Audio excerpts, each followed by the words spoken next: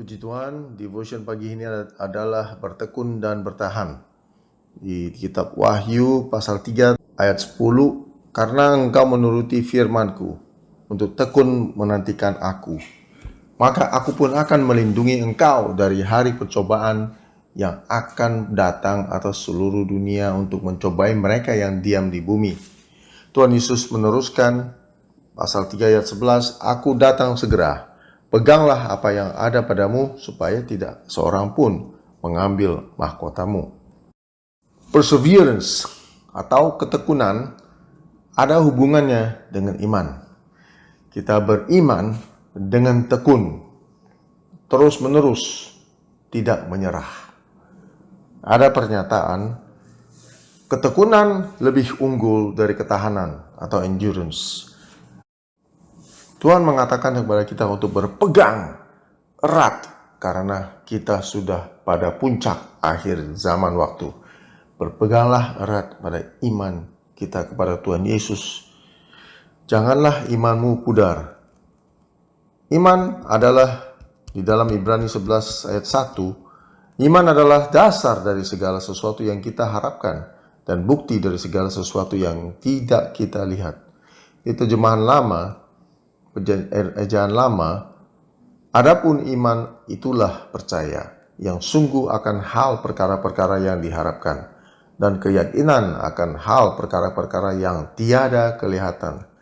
Jadi iman ini tentang perkara adalah tentang perkara kehidupan sehari-hari.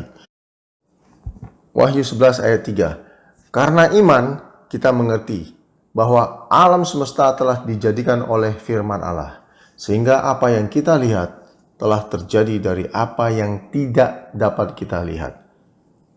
Bukti yang kita lihat sudah banyak. Gunung tinggi, lautan, samudera luas, tumbuh-tumbuhan berbagai ragam, binatang berbagai ragam macam, dan manusia yang diciptakan.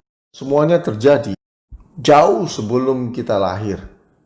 Jadi kita beriman bahwa semuanya yang di dunia ini adalah ciptaan dari Tuhan.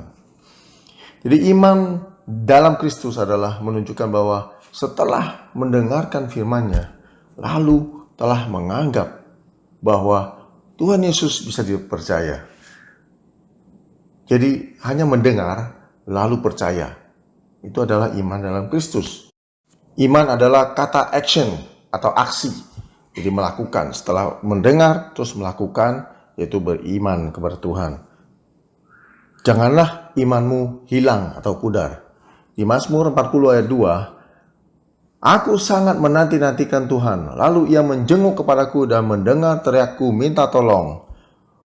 Ayat 3, ia mengangkat aku dari lubang kebinasaan, dari lumpur rawa atau lumpur becek di dalam terjemahan lama. Ia menempatkan kakiku di atas bukit batu, menetapkan langkahku. Jadi Tuhan Yesus telah mengangkat kita dari lubang kebinasaan, dari lumpur rawa. Itu karena iman kita. Kita diselamatkan dari dosa-dosa, lumpur dosa. Ayat 4, ia memberikan nyanyian baru dalam mulutku untuk memuji Allah kita. Banyak orang akan melihatnya dan menjadi takut atau hormat atau respect, lalu percaya kepada Tuhan. Itulah kesaksian kita setelah kita beriman kepada Tuhan. Ayat 5, berbahagialah orang yang menaruh kepercayaannya kepada Tuhan atau beriman kepada Dia, yang tidak berpaling kepada orang-orang yang angkuh atau kepada orang-orang yang telah menyimpang kepada kebohongan. Jadi saudaraku, jikalau Anda kehilangan iman, Anda kehilangan segalanya. Pekerjaan iblis di dunia ini berupaya mempercepat segala sesuatu supaya iman kita itu pudar.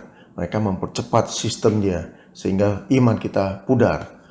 Sistem mereka bukan mendukung iman kita pada Tuhan Yesus, tapi sebaliknya, yakni menjatuhkan kembali ke tempat yang sudah dipungut oleh Tuhan, yaitu lubang kebinasaan. Saat Anda merasa takut akan ancaman dunia ini atau sistem iblis ini, di sanalah iblis akan masuk. Janganlah membiarkan celah dalam hati kita. Depresi, stres, kegelisahan, adalah celah untuk tindakan bodoh selanjutnya.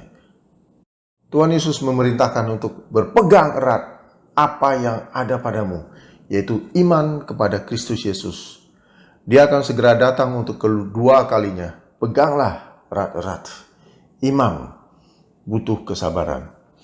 Iman bukan sesuatu yang instan atau segera atau langsung ada.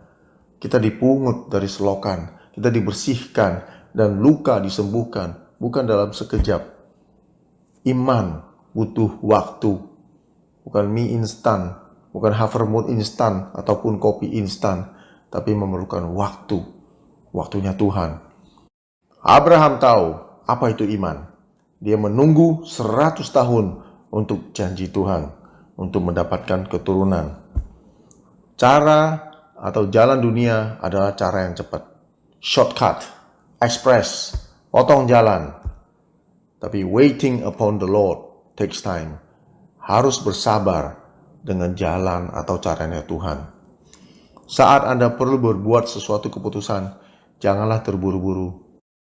Ambil waktu untuk berkomunikasi dengan Tuhan dan baca firman-Nya. Dia akan menunjukkan apa yang Ia kehendaki dalam hidupmu. Bukan sesuai dengan kehendakmu, tapi sesuai dengan kehendak Tuhan. Saat Tuhan berbicara kepada Anda, taatilah, ikutilah petunjuk-Nya dan perintah-Nya. Berpegang eratlah iman kepada Tuhan Yesus Kristus. Ia akan datang segera. Bersabar dan bertekunlah dalam doa. Tuhan Yesus memberkati.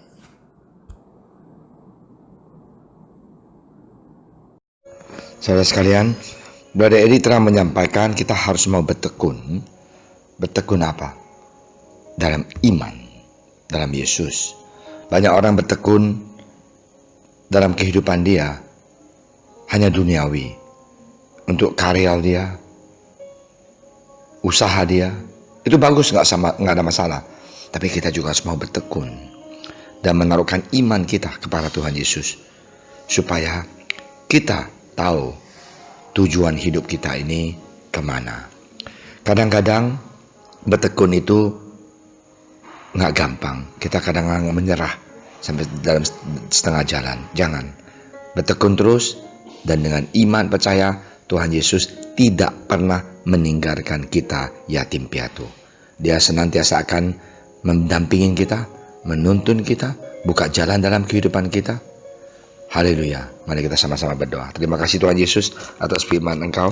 Ngajarlah kami Tuhan, didiklah kami, supaya kami senantiasa bertekun dan menaruhkan pengharapan kita, iman kita di dalam Engkau ya Tuhan. Karena sungguh kami tahu bahwa Tuhanlah satu-satunya jalan, Tuhan satu-satunya pengharapan untuk umat manusia.